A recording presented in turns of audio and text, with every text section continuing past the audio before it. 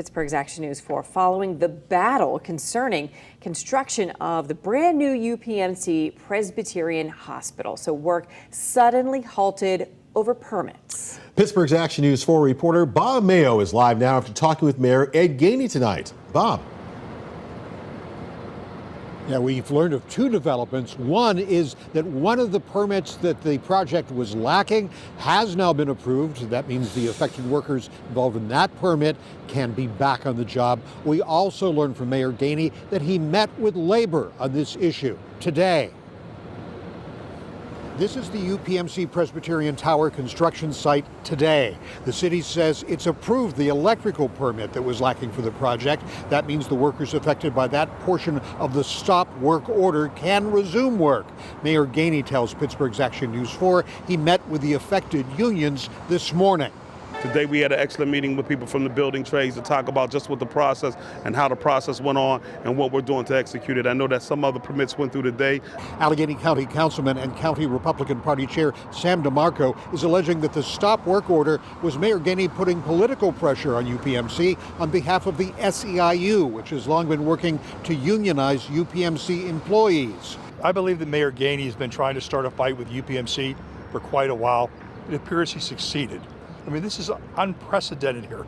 Never before that I'm aware of in the city of Pittsburgh has a project of this magnitude ever been halted while the permitting process is underway.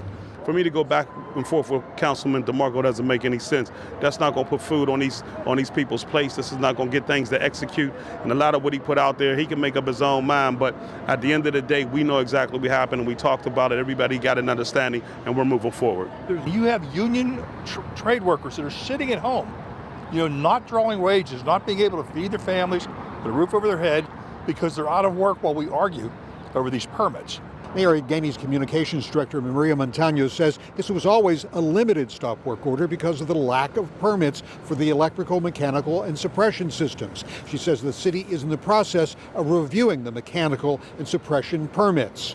Our job and what we've worked with all of our workers across the city is that our safety and the safety of everyone in the city is paramount. And we've empowered them to do what they need to do to keep people safe, be it on job sites or here at City Hall. A UPMC spokesperson tells Pittsburgh's Action News 4, until all permits are approved, there remains the risk that not all trade union workers could return to their jobs or the trade union workers could be sent home in the future.